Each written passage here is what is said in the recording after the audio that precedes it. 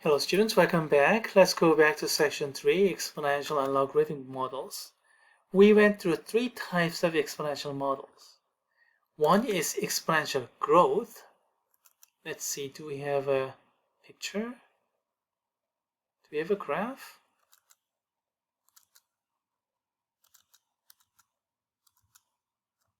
I don't know. Let's just common sense. If you do not take out your money and then let it grow forever, then it'll increase, right? So this is exponential growth model. And then this is exponential decay model, radioactive decay going down, down, down as t gets bigger and bigger and bigger. You see a graph here.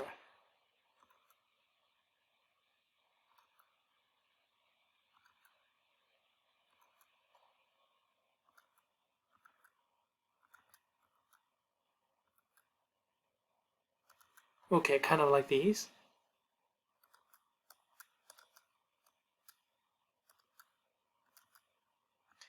And then logistic growth model is a growth, but it stabilizes. Looks like this. And then graphically, you get something like this.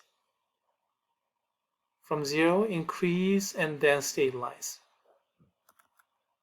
A lot of application, so I regard this one more important than the others.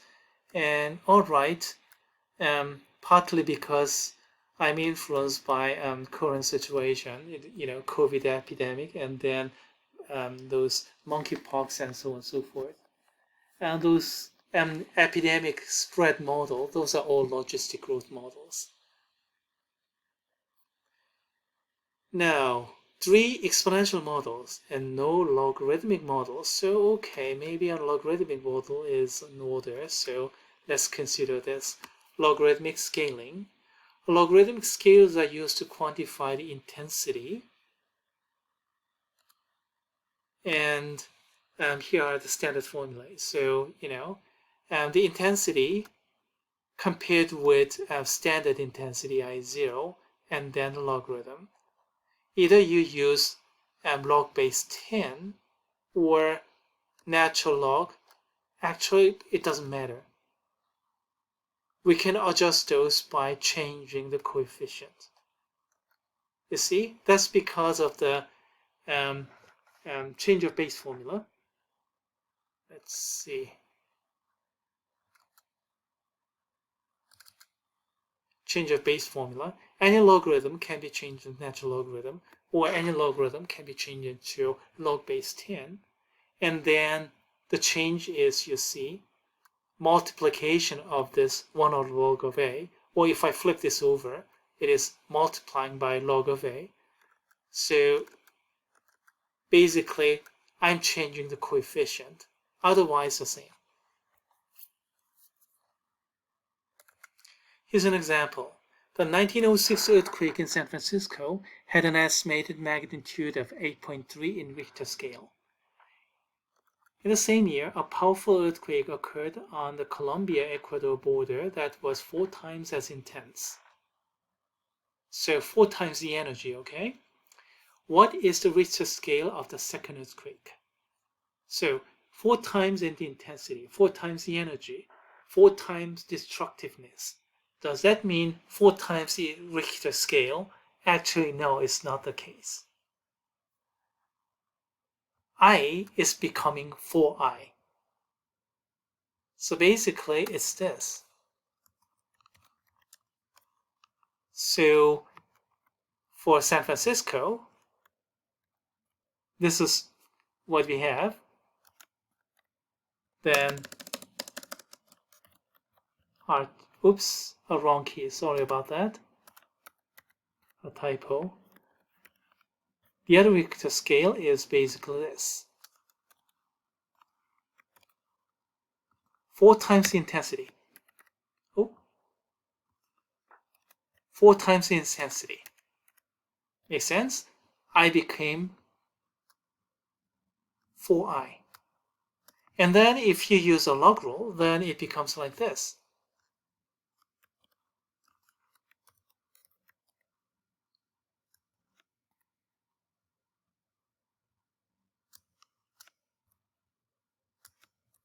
So 4 times I over s, that's multiplication becomes addition of two logarithms. And then this one here, that's the same quantity we discussed before, right? So that's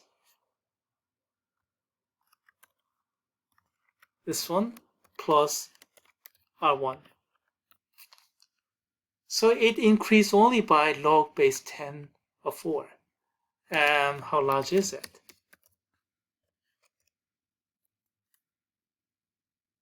So just adding 0.6.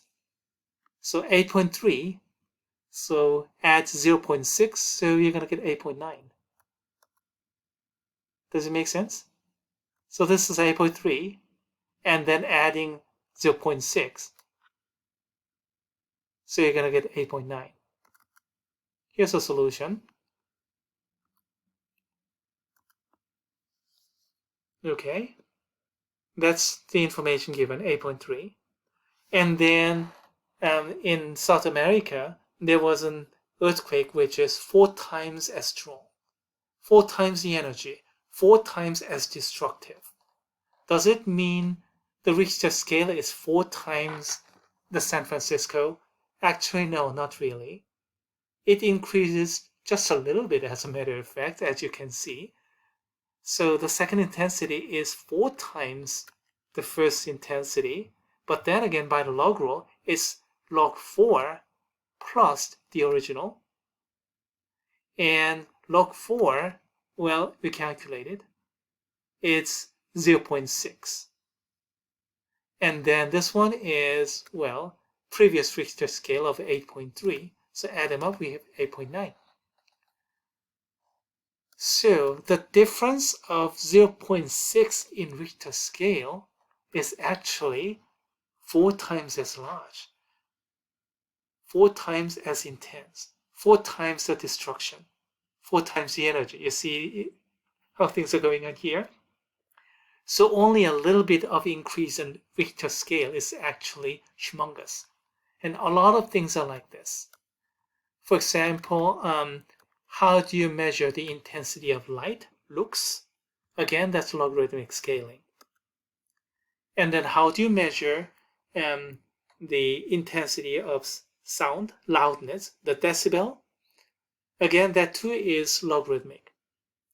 And if there are a lot of biology majors and health science majors sitting here, maybe not health science, but medical science majors staying here, then they'll already know that a lot of human sensations are logarithmic by design, and that's the way people hear. So a lot of things associated with human feeling and perceptions are logarithmic scaling. And mathematically, we can actually establish those by setting up a differential equation and solving, but that's way, way up. Okay, we went through 3 exponential models and 1 logarithmic model. And I included 1 logarithmic model because I did all kind of exponential and no logarithmic models, so I included 1. Not because this one is just as important. A logarithmic model, well, if you're actually studying those kind of things, that may be important. But in terms of mathematics, I'd say a bit too hard. Exponential models are a little bit easier. Maybe I'm wrong. I mean, depending upon your major, you may think logarithmic scaling, those kind of things that we just did for Richter scale or decibels and things like those are more familiar to you, then it may look easier to you. But as far as my experience is concerned, in algebra classes, students used to do better in exponential models than in logarithmic models. And then I have, years of score distributions to show for.